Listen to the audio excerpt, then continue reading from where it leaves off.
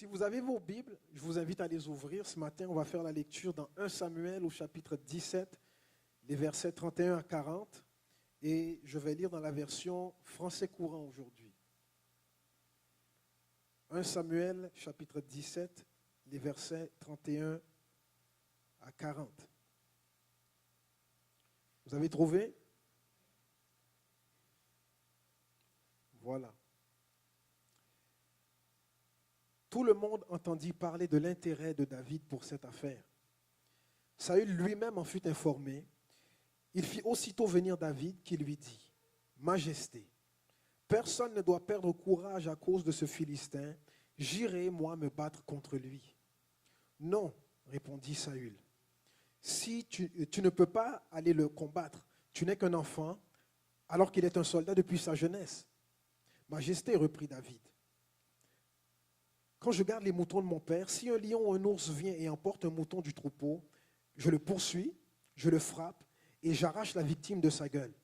S'il se dresse contre moi, je le saisis à la gorge et je le frappe à mort. C'est ainsi que j'ai tué des lions et des ours. Eh bien, je ferai subir le même sort à ce Philistin païen, puisqu'il a insulté l'armée du Dieu vivant. Le Seigneur qui m'a protégé des griffes du lion et de l'ours saura aussi me protéger des attaques de ce Philistin. Vas-y donc, répondit Saül, et que le Seigneur soit avec toi. Saül prêta son équipement militaire à David, et il lui mit son casque de bronze sur la tête et le revêtit de sa cuirasse. David fixa encore l'épée de Saül par-dessus sa cuirasse, puis il essaya d'avancer, mais il en fut incapable, car il n'était pas encore entraîné. Alors il déclara qu'il ne pouvait pas marcher avec cet équipement par manque d'habitude, et il s'en débarrassa. Il prit son bâton et alla choisir 5 pierres bien lisses au bord du torrent. Il les mit dans son sac de berger, puis, la fronde à la main, il se dirigea vers Goliath. Seigneur, on te dit merci ce matin pour cette occasion, cette autre opportunité d'entendre ta parole. Je prie, Seigneur, qu'elle fasse du bien, qu'elle porte du fruit dans les cœurs, dans les vies, et que tu te manifestes ce matin par ton esprit au milieu de nous. Seigneur, agis, on te le demande, on t'en prie pour tous ceux qui ont désespérément besoin de toi. Amen. Amen. Dites à la personne qui est à côté de vous ce matin, Dieu te dit, n'aie pas peur. Ce n'est pas le temps, ce n'est plus le temps, ça n'a jamais été le temps d'avoir peur. La semaine dernière, on a commencé une série de messages sur les combats de la vie. On a commencé à parler sur comment se préparer au combat. Comment se préparer au combat. Et on a vu la première étape très importante la semaine dernière qui est prendre la décision de se battre. Prendre la décision de se battre. Et ce matin, on va poursuivre avec la deuxième étape très importante qui consiste à chasser la peur. Est-ce qu'il y a des gens ce matin qui ont déjà eu peur de quelqu'un ou de quelque chose? Est-ce qu'il y a des gens ce matin qui ont peur en ce moment même de quelqu'un ou de quelque chose qui vous attend à l'extérieur de ces murs? Peut-être à la maison, peut-être dans votre quartier, peut-être à l'école, peut-être au travail. Il y a quelque chose qui vous attend et qui vous fait peur. Je me rappelle quand j'étais petit, j'avais à peu près l'âge de mon garçon, 9 ans. Dans mon quartier, il y avait un gars qui chaque jour, dès qu'il en avait l'occasion, il venait me mettre une paire de claques. Et c'était rendu terrible le matin, juste à l'idée de sortir de chez moi pour aller à l'école. J'en avais l'estomac tout retourné, parce que je savais que j'allais me prendre une claque encore une fois. Et quand je revenais de l'école, il m'attendait au coin de rue. Et je ne pouvais pas passer par un autre chemin pour entrer chez moi. Il fallait que je passe par là. Et lui, il était là, au coin de rue, prêt à me mettre une claque. Et ça a duré un bout de temps, jusqu'au jour où j'ai décidé que ça suffit. Vous savez ce que j'ai fait? Il était plus grand que moi. Et donc, je n'avais pas la prétention d'aller me battre contre lui. Mais j'ai fait ce qu'un garçon de mon âge était quand même capable de faire, c'est que j'ai appelé mes amis. Qui a des amis dans la salle? Je n'ai pas grandi avec un grand frère, donc je ne pouvais pas dire, je vais appeler mon grand frère. Je ne pouvais pas. Mais j'avais plein d'amis, moi, dans le quartier. Et un jour, j'ai sonné l'alarme. Tous mes amis sont venus. Et je ne vous raconterai pas la suite. Mais je peux au moins vous dire que c'était la dernière fois que ce gars-là m'avait touché. Amen. Pas pour vous donner des idées à vos enfants, ok? On a vu la semaine dernière que le géant dont il est question ici pour nous, c'est un ennemi ou une situation potentiellement dommageable qui ne disparaîtra pas sans un combat. Et on a regardé comment David, qui est un berger, il n'est pas un soldat, il est un berger, il se présente sur le champ de bataille parce que son père l'a envoyé donner de la nourriture à ses frères. Et il arrive là et il constate que tout le monde est comme frigorifié, tout le monde a peur de quelque chose. Et de l'autre côté de la vallée, il y a un géant, derrière lui une armée. Ce géant-là lance un défi à l'armée du peuple d'Israël. Et David ne comprend pas pourquoi tout le monde a peur. Lui, il est tout petit, plein de foi, plein d'audace, et il commence à dire à tous les gens qui veulent bien l'entendre, moi, je suis prêt à me battre contre Goliath. Et donc, Saül, le roi d'Israël, entend parler de David et il dit, faites-le venir. David se présente et il dit, Majesté, que personne n'ait peur, que personne ne se trouble, que personne ne soit effrayé, parce que moi, je vais aller me battre. Moi, je vais aller me battre contre lui. Le roi Saül avait peur, toute l'armée avait peur, les animaux, les chevaux, si ça se trouve, avaient peur aussi, mais David, le petit berger, se présente et lui, il n'a pas peur. Et on a vu la semaine dernière que malgré le fait que David était un homme de prière et un homme de foi, il n'a pas offert de prier pour la situation, comme plusieurs d'entre nous auraient peut-être fait. Je vais prier pour vous, mais David a offert de se battre. Parce que des fois, il faut prendre les armes. Et l'audace de David ici est incroyable. Son audace est incroyable. Et au verset 33, on va se pencher sur le verset 33 ce matin. C'est Saül qui parle et il dit non. Tu ne peux pas aller le combattre.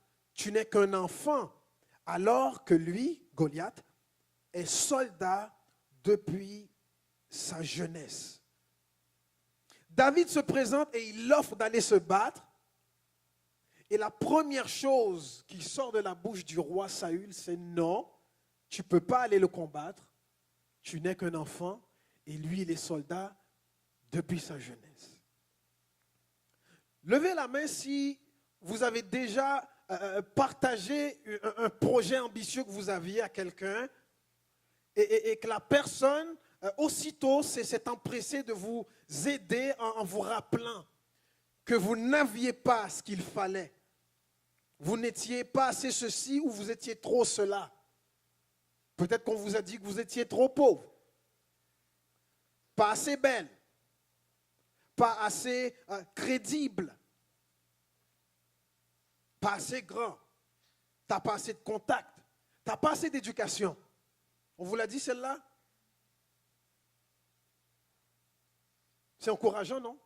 Est-ce qu'il y a des personnes ici qui ont déjà reçu ce genre de compliments? Parce que tu veux faire quelque chose d'ambitieux, quelque chose d'audacieux. Tu veux aller là où personne n'ose aller. Tu veux franchir des barrières et des frontières que personne n'ose franchir. Mais au lieu de t'encourager, on te dit non, non, non.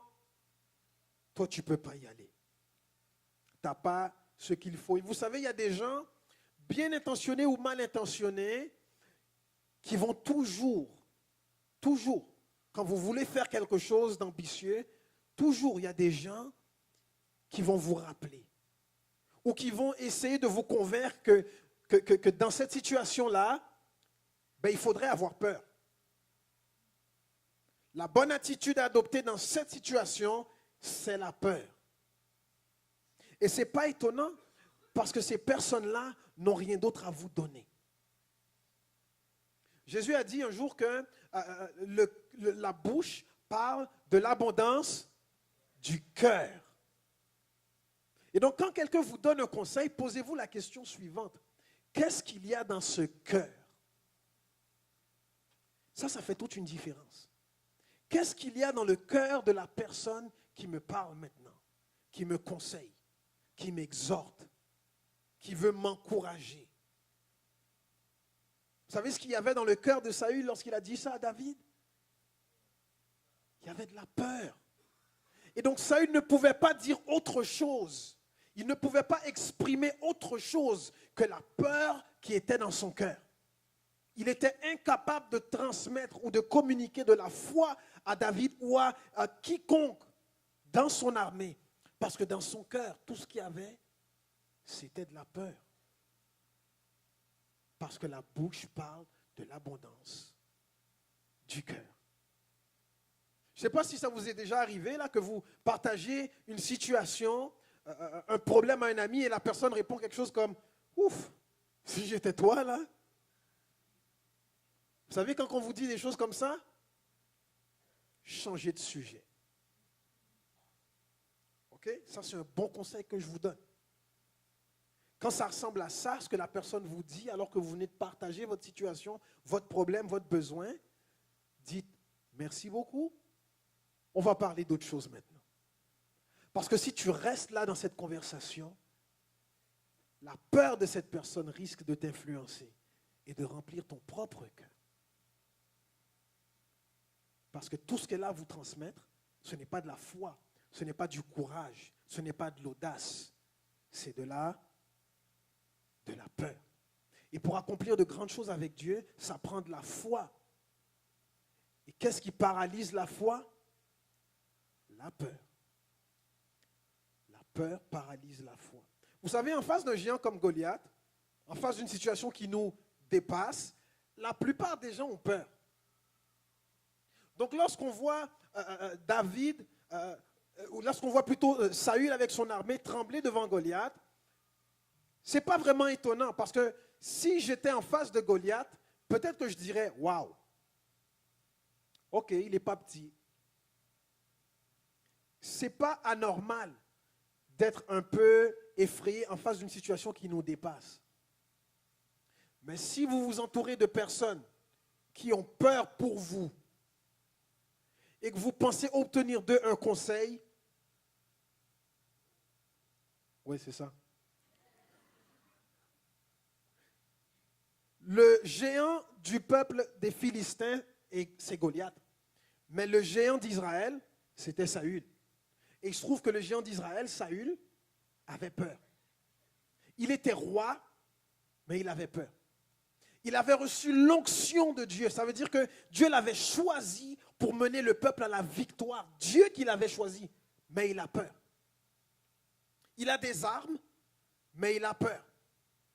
Il est entouré d'une armée, mais il a peur. Saül dépassait les autres hommes du peuple d'Israël d'une tête. Il était grand, mais il avait quand même peur. Parce qu'il tombait sur quelqu'un qui était encore plus grand que lui. Tout le peuple d'Israël s'attendait à Saül, croyait en Saül, comptait sur Saül. Mais Saül avait peur. Ce matin, j'ai envie un peu de parler aux hommes qui savent qu'ils ont une responsabilité sur les épaules. Vous portez vos familles à bout de bras. Vous savez que vos enfants, votre épouse comptent sur vous. Et parfois, vous traversez une situation et c'est la peur qui vous empare. Vous manquez de foi dans la situation. Et s'il y a une chose, il y a plusieurs choses qu'une femme a besoin d'un homme, ok? Mais il y a une chose en particulier, c'est de la force. Les enfants, comme les épouses, veulent voir dans le père de la force. Pas nécessairement de la force physique, même si deux fois c'est intéressant, mais une force spirituelle, une force de caractère, une force morale. Quand ça bouge, quand ça brasse, quand ça devient difficile, je veux voir de la force dans mon papa. Je veux voir de la force dans mon mari. Et parfois, en tant qu'homme, peut-être qu'on n'est pas toujours à la hauteur. Parce que là, il y a une situation qui nous dépasse. Et on ne sait pas quoi faire. Mais vous savez que quand vous ne savez pas quoi faire, ça se voit, ça se sent. Et même si vous dites à votre épouse, ça va bien aller, avec le temps, les femmes savent faire la différence. Quand tu dis ça va aller parce que tu as pris la décision de te battre et que tu es rempli d'une conviction, et quand tu dis ça va aller et que tu n'es pas convaincu toi-même de ce que tu dis, parce que ce que tu dis vient d'un cœur qui a peur. Les femmes savent faire la différence. Quand tu es en face d'une situation qui menace ta carrière, ton mariage, ton avenir, ton leadership, tes relations. Et qu'est-ce qu'on fait? Si on ne chasse pas la peur, si on ne chasse pas la peur, tu seras incapable d'inspirer qui que ce soit à te suivre sur le chemin que tu sais avoir reçu de Dieu. Même si c'est Dieu qui t'a appelé. C'est Dieu qui avait appelé Saül. Et Saül se trouve en face de cette situation. Il a peur et il est incapable d'inspirer ses hommes au combat. Parce que lui-même est paralysé. Lui-même est paralysé. Si une personne est venue vous voir pour vous partager une situation, si une personne vous a ouvert son cœur, peut-être pour vous partager un projet, faites attention à ce qui va sortir de votre bouche après avoir entendu ce qu'elle a à vous dire. Jésus a dit, pleurez avec ceux qui pleurent, réjouissez-vous avec ceux qui se réjouissent. Jamais Jésus n'a dit, ayez peur avec ceux qui ont peur. Ou bien, je n'ai pas acheté la bonne Bible. Il n'a pas dit, ayez peur avec ceux qui ont peur.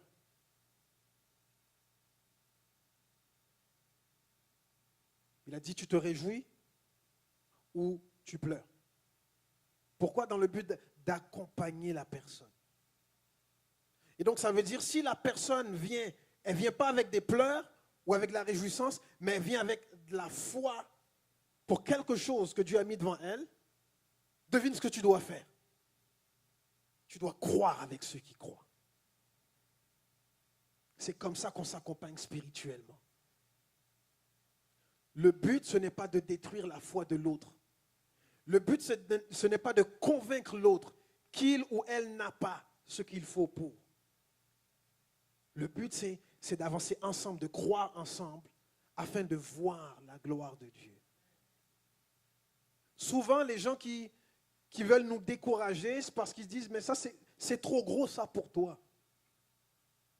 Je sais que tu es chrétien, je sais que tu as de la foi et tout, mais ça, c'est vraiment trop gros. Et moi, ma question est la suivante.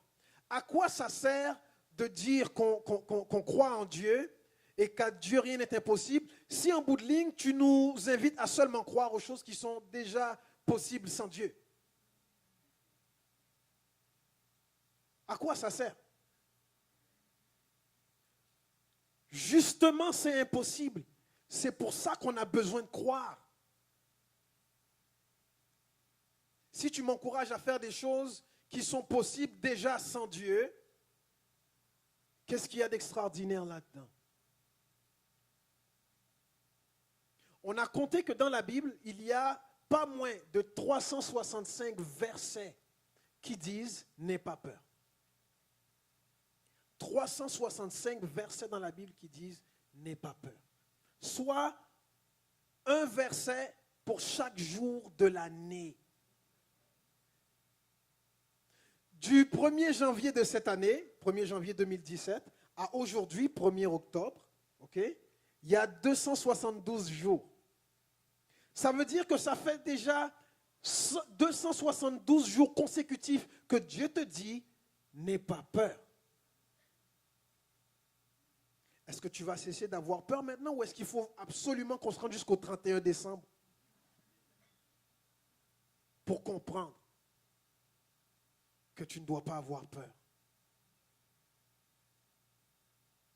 Comment est-ce qu'on vainc la peur? comment est-ce qu'on fait ça pour vaincre la peur? Parce que plusieurs personnes, à cause de la peur, se sont laissées paralyser et se sont empêchées d'avancer pour affronter leurs épreuves. Se sont empêchés d'avancer pour réaliser des rêves qu'ils avaient reçus. Se sont empêchés de prendre les démarches nécessaires pour accomplir quelque chose qu'ils avaient vraiment à cœur. Parce qu'ils avaient peur. Il y a des gens qui savent chanter, mais ils ont peur de chanter. Pourtant, ils ont une belle voix. Ils s'empêchent de chanter parce qu'ils ont peur. En grandissant, moi, j'étais un garçon très timide. OK? J'étais un garçon super timide au point où j'étais incapable de faire une présentation devant ma classe. Oublie ça, j'allais mourir. Parfois, le professeur me demandait de faire une présentation de 2 minutes. J'en étais incapable. Incapable. Mes jambes tremblaient, je transpirais, je n'arrivais même plus à réfléchir. À la simple idée de me tenir devant des gens. Incapable. Et je n'aimais pas parler aux étrangers. J'étais silencieux. Et donc, dans ma famille, j'avais des oncles et des tantes. Vous savez ce qu'ils faisaient? Des fois, ils venaient chez nous, ils me donnaient des bonbons. Vous savez pourquoi?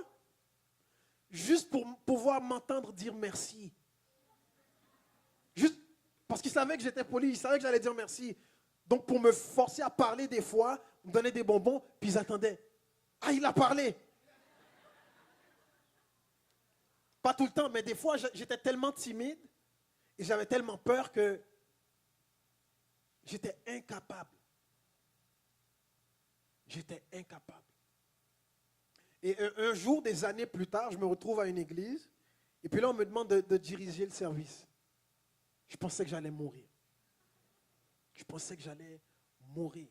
Et quand mon tour est arrivé, le pasteur m'a donné le micro. J'ai fermé mes yeux. Et là, j'ai commencé à prier. J'ai dit, Seigneur, là,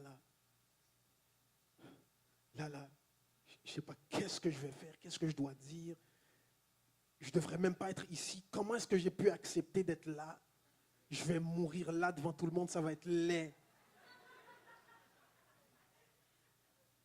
Puis là, j'ai pris un bon respire.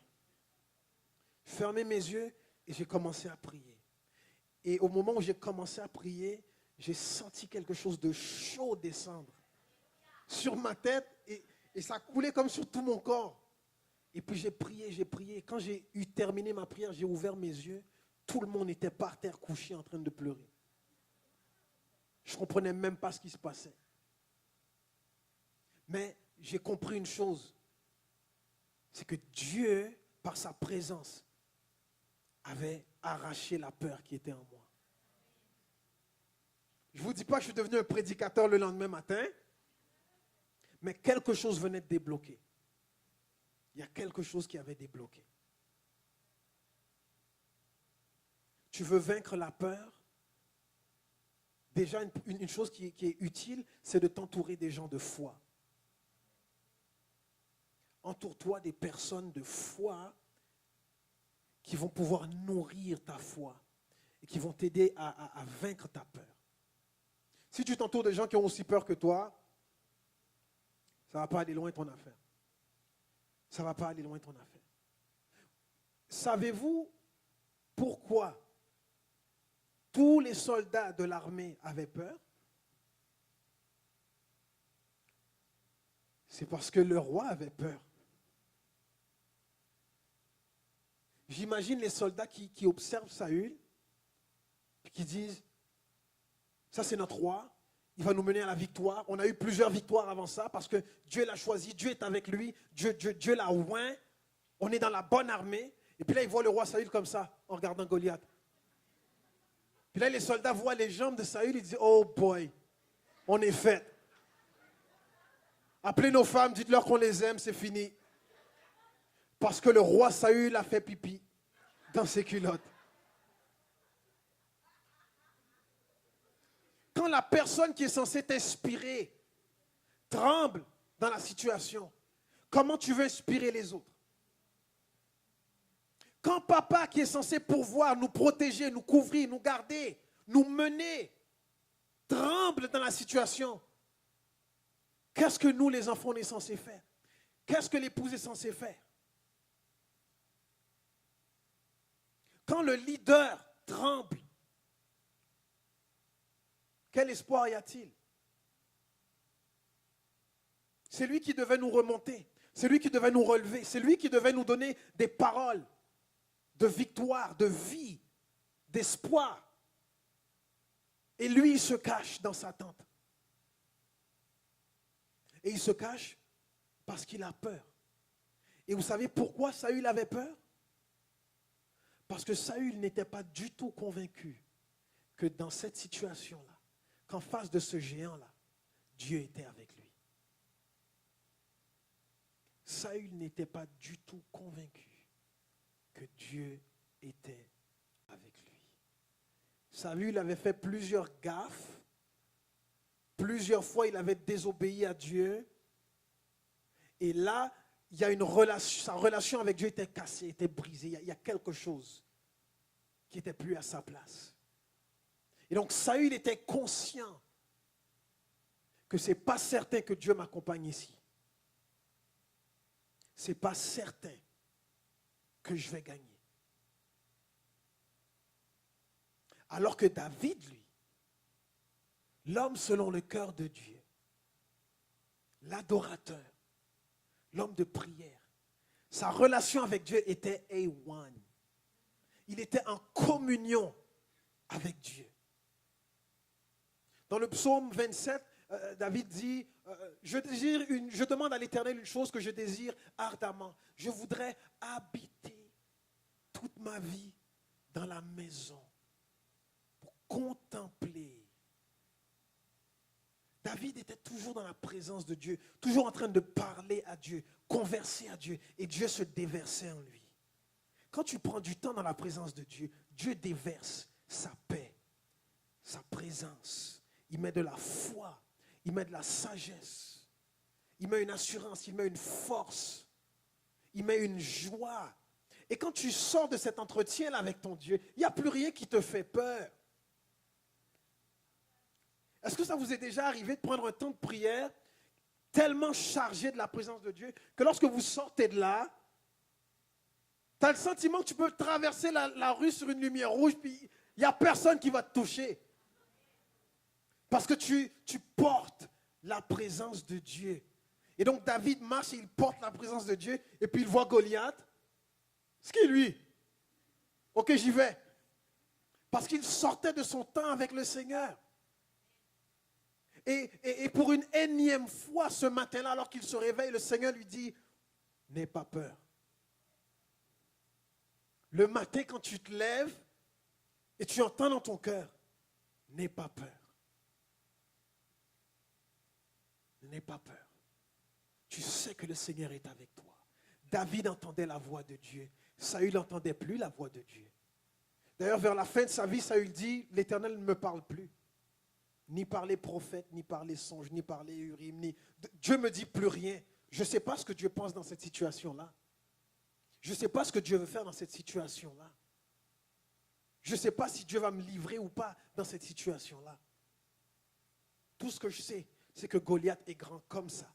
Et que moi, je suis petit comme ça. Tout ce que je sais, c'est que la crise dans mon couple, elle est grande comme ça. Et que nous, on est petits comme ça. Tout ce que je sais, c'est que mon patron, il est grand comme ça. Il a du pouvoir comme ça et moi, j'ai du pouvoir comme ça. Tout ce que je sais, c'est que ma maladie, elle est grande comme ça. Et que moi, je suis tout petit comme ça. Je n'ai pas entendu Dieu depuis un bout de temps. Et David arrive. N'ayez crainte que personne n'ait peur, que personne ne se trouble. Moi, j'entends la voix de Dieu. J'ai une relation avec Dieu. Je suis plein de foi à cause de Dieu. Moi, je vais aller me battre contre ce gars-là. Ben oui, il est grand. Mais tu n'as pas vu l'autre géant au-dessus de lui? Ce géant-là, au-dessus de Goliath, il est avec moi. Je vais aller me battre. Est-ce que tu sais que celui qui est avec toi est plus grand que celui qui est dans le monde? Le vrai géant s'appelle Jésus, pas Goliath. Et ce géant-là, il vit en toi. Il vit en toi. Et j'aime comment David a contré les paroles de découragement de Saül. Il dit, wow, minute, relax. Moi, quand je garde le troupeau de mon père, des fois, il y a des lions qui viennent ou des ours qui viennent pour prendre les moutons. Et quand ça arrive, moi, je me lève, je le pourchasse, je l'attrape, je sauve la victime, je le tue. 4 étapes faciles. Il se remémore ce que Dieu a déjà fait dans sa vie. Est-ce que parfois tu te remémores ce que Dieu a déjà fait dans ta vie? Comment Dieu t'a sauvé? Comment Dieu t'a épargné? Comment Dieu a agi dans ton cœur, dans ta vie, dans ton mariage, au travail, à l'école? Comment Dieu a été présent dans le passé? Pourquoi il ne serait plus là aujourd'hui? Il ne t'a pas amené jusqu'ici pour t'abandonner. Il t'a amené jusqu'ici pour t'amener à bon port. Là où la victoire t'attend. Parce que la victoire n'est pas devant le géant. La victoire est derrière le géant. Donc tu dois traverser ce géant pour voir la victoire. Tu n'as pas le choix. La victoire, ce n'est pas courir puis dire, ouf, il ne m'a pas touché. Non, la victoire, c'est passer par le géant. Il y a des gens ce matin, votre délivrance passe par l'étape qui consiste à chasser la peur. La délivrance passe par là.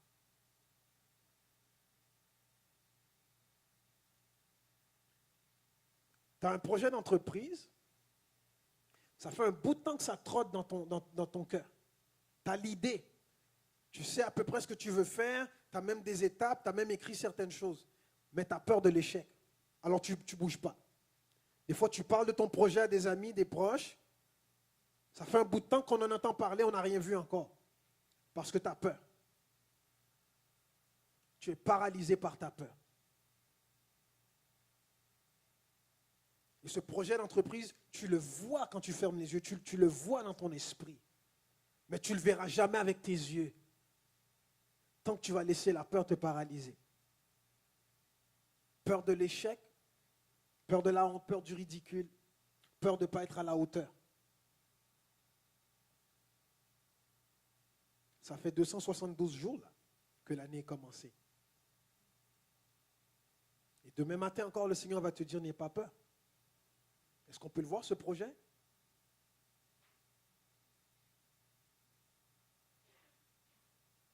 Tu as pris une décision, une autre personne, tu as pris une décision par rapport à tes études.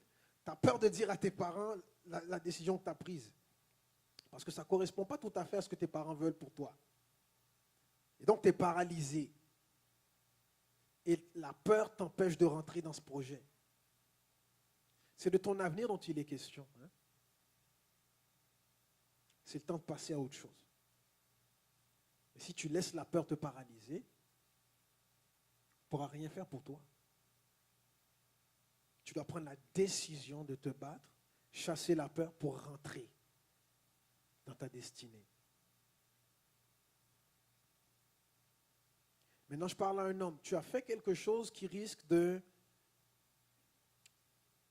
briser ton mariage.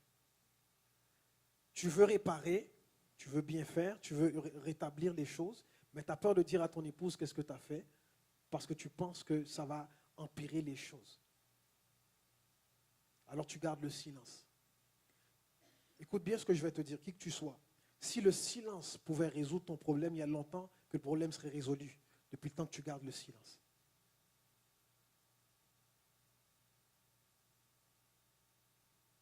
Voici ce que je te propose. Viens me voir après le service ou dans la semaine, ok? On va s'asseoir, on va se parler. Je ne vais pas te taper sur la tête avec une Bible. On ne fera pas ça, ok? Viens me voir, on s'assoit, on va mettre les choses en lumière et puis je vais t'accompagner vers la solution, ok? Tu peux m'appeler, tu peux m'écrire. D'ailleurs, si on a le messager, à l'arrière du messager, je pensais que j'en avais un, à l'arrière du messager, il y a mon adresse courriel. Tu peux m'écrire aussi. OK? Mais si tu laisses ta peur de qu'est-ce qui pourrait arriver si je le dis, si j'avoue, si j'admets, si tu laisses ça, ça va aggraver la situation. Si le Seigneur me le dit, c'est parce qu'il veut t'aider et qu'il y a de l'espoir. Donc, prends les choses en main. Je vais dire un truc là, ce n'est pas péjoratif du tout, mais sois un homme. Prends les choses en main vraiment, et puis on va s'asseoir avec le Seigneur, et puis on va dresser le plan. D'accord? Rappelez-vous de ce que Dieu a déjà fait et nourrissez votre cœur de ces choses. Voici des versets que j'ai trouvés dans les psaumes qui nous invitent à faire cela. Le psaume 103, verset 2 dit « Mon âme bénit l'Éternel et n'oublie aucun de ses bienfaits. » Le psaume 77, versets 11 et 12 « Je me souviens de ce que tu as fait, Seigneur. Oui, j'évoque tes merveilles d'autrefois. Je réfléchis à tes exploits. Je médite tes actes mémorables. » Rappelle-toi de ce que Dieu a déjà fait. Psaume 105, versets 4 et 5. « Cherchez le Seigneur et sa force. Recherchez-le constamment. Souvenez-vous des choses étonnantes qu'il a faites, de ses prodiges et de ses jugements. » À chaque fois que vous prendrez la décision, de faire quelque chose d'audacieux, vous n'attendrez pas longtemps que quelqu'un va venir pour vous inspirer la peur. Ce ne sera pas nécessairement intentionnellement, mais l'ennemi va s'arranger pour prendre un rendez-vous avec vous, pour tuer la foi qui est dans votre cœur et vous rappeler que vous êtes tout petit.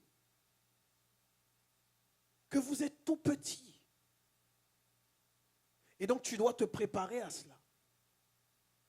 Et prendre du temps dans la présence de Dieu, comme David. Comme David prenait du temps dans la présence de Dieu. Est-ce que les diacres peuvent commencer à distribuer les éléments, s'il vous plaît?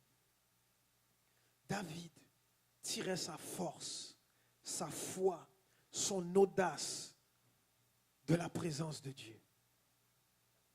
Et j'aimerais ce matin inviter quiconque se trouve en face d'un géant, en face d'une situation qui la dépasse. Quiconque est dans une situation difficile, vit une épreuve et qui est paralysé par la peur.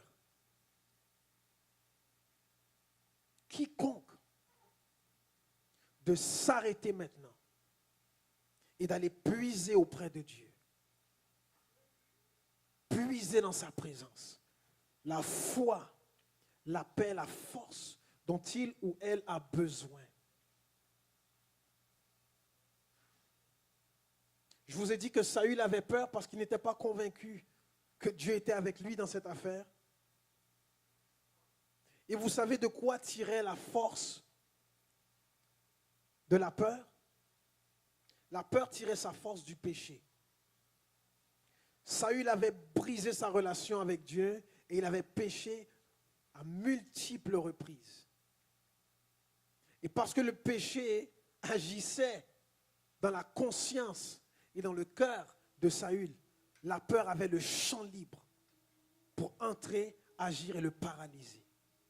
Et la solution de Dieu au péché et pour vaincre la peur, c'est de donner son pardon. Parce que quand tu te sais pardonner, il n'y a plus de raison de se culpabiliser. Il n'y a plus de raison de se cacher, de s'éloigner de Dieu. Il n'y a plus de raison de croire que Dieu va vous abandonner ou qu'il n'est pas avec vous. Il n'y a plus de raison d'avoir peur. Parce que quand Dieu donne son pardon, il accompagne son pardon de sa présence. Dieu ne se contente pas de dire « Ok, je te pardonne, bye ». Non, il pardonne et il vient. Et il reste là. Voici, je suis avec toi tous les jours jusqu'à la fin du monde.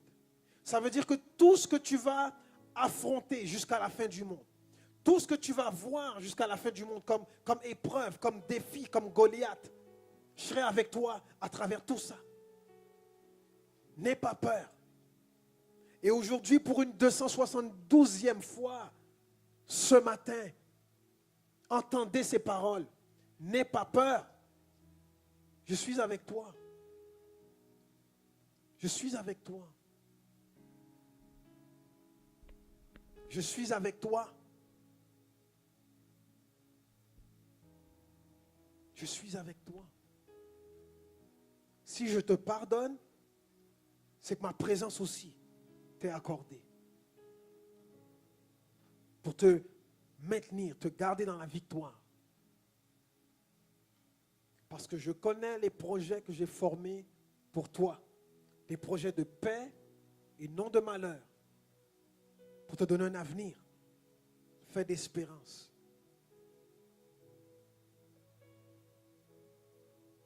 Si Dieu régnait dans le cœur de Saül, il n'aurait pas eu peur en face de Goliath comme il a eu peur.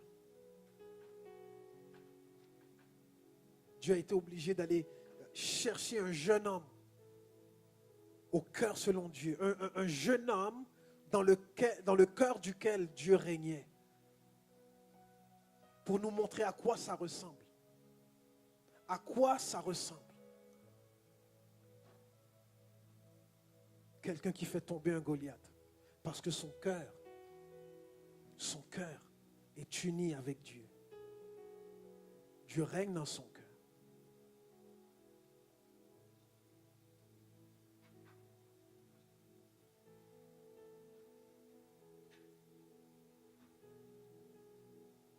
Pendant la prochaine minute, je vais inviter tout le monde dans la salle à saisir les paroles que vous avez entendues, à laisser Dieu vous parler et vous convaincre, à laisser Dieu arracher la peur qui est dans votre cœur, afin que vous ayez le courage d'affronter votre Goliath. Ouvrez-lui votre cœur maintenant. Priez. Et qu'on va prendre la Sainte Seine dans quelques minutes. La Sainte Seine qu'on va prendre ce matin, ça va être la Sainte Seine de la victoire. Sur la peur, sur la honte, sur la culpabilité, sur la défaite, sur l'ennemi.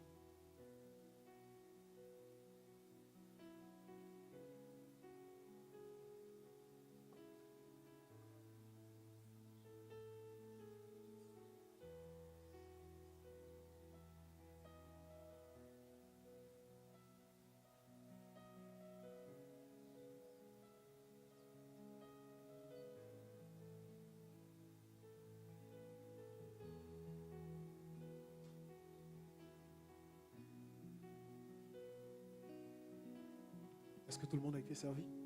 Merci.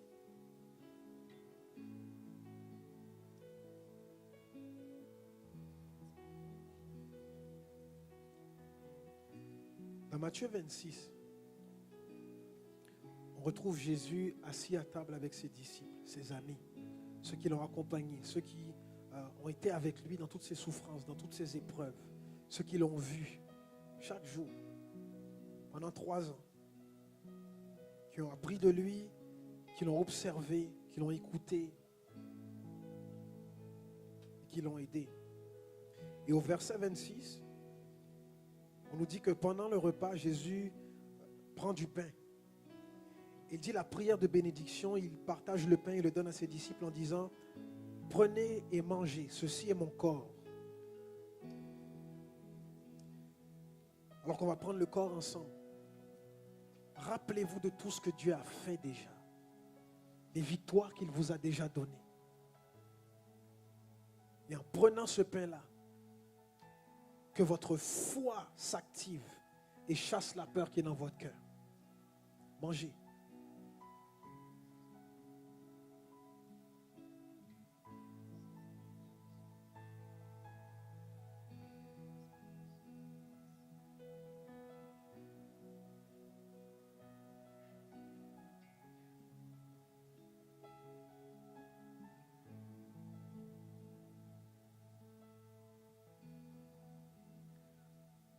verset 27, on dit ensuite il prend une coupe de vin. Il remercie Dieu et donne la coupe à ses disciples en disant buvez-en tous. Oui, ceci est mon sang, le sang de l'alliance de Dieu. Il est versé pour un grand nombre de gens pour le pardon des péchés. Il dit buvez-en tous. Alors qu'il sait qu'autour de la table, il y a un traître. Il sait qu'autour de la table, il y a des hommes qui vont l'abandonner dans pas longtemps. Il sait qu'autour de la table, il y a des pécheurs. Et pourtant, indépendamment de qui est autour de la table, Jésus dit buvez-en tous. Même le traître, même celui qui va m'abandonner, même celui qui a désobéi, même celui qui a péché, même celui qui s'est éloigné de Dieu. Buvez-en tous. C'est le sang de l'alliance. Ça veut dire, peu importe ce que vous avez fait, et peu importe ce que je sais que vous allez faire dans quelques minutes, alors qu'on va venir me chercher. Buvez-en tous, mon sang est versé pour le pardon, je vous pardonne. Et avec mon pardon, je te donne ma présence. Et avec ma présence, il n'y a plus de raison d'avoir peur. Parce que ce n'est pas un esprit de peur que je vous donne. Un esprit de foi, de sagesse, de force. Goliath t'attend. Mais laisse-moi te remplir ce matin. Et il y a d'autres géants qui s'en viennent. Mais laisse-moi te remplir ce matin pour que tu aies la foi et la force, le courage de les affronter. Buvons.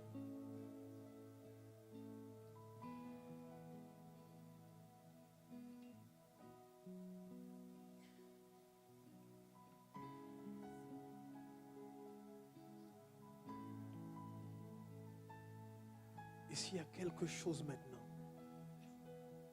dont tu as eu peur, et si la peur t'a affecté ou t'a paralysé ou t'a influencé, jusqu'ici, j'aimerais que tu te lèves parce que ce matin, on prend la victoire là-dessus. Ce matin, on se lève pour dire, la peur n'a plus de place dans ma vie, dans mon cœur. Je vais marcher par la foi parce que le géant qui est en moi est plus grand que le géant qui est dans le monde.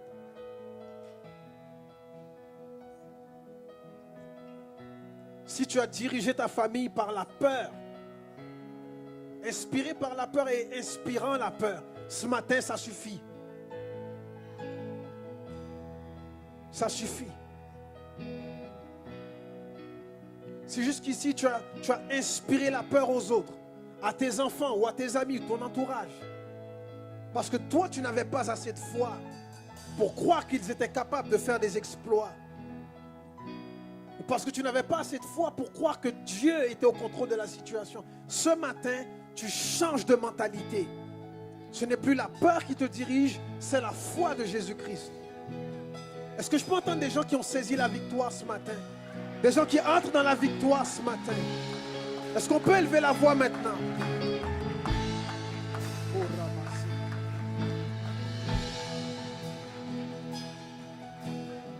Il nous reste à peu près 1 minute. J'aimerais qu'on fasse une prière tous ensemble. Et après cette prière-là, vous allez éclater avec des cris de victoire, sachant qu'à partir d'aujourd'hui, il y a quelque chose qui aura changé. Tu ne parleras plus à ton patron avec de la peur dans ton cœur. Tu ne parleras plus à ton époux, ton épouse ou à tes enfants ou à tes parents avec de la peur dans ton cœur. Mais tu vas assumer pleinement la situation dans laquelle tu es. Tu vas avancer avec la victoire que Dieu te donne. Élevez la voix maintenant. Élevons la voix maintenant. Élevons la voix maintenant. Élevons la voix maintenant. Et si tu sens que la peur veut encore prendre une emprise, tu brises les chaînes au nom de Jésus.